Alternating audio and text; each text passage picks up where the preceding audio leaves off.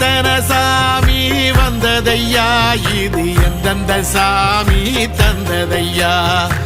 எத்தனை பாட்ட சொன்னதையா அத சுத்துற பூமி கண்டதையா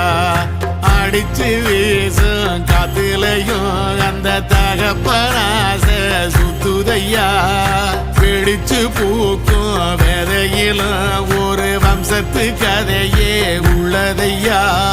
100 தலைமுறை சேர்ந்து செதுக்குன ஈர நலம் இது பாறையா வாழும் வரையிலும் நீயும் விதைக்கிற கடமை இருக்கு கேளையா கோடி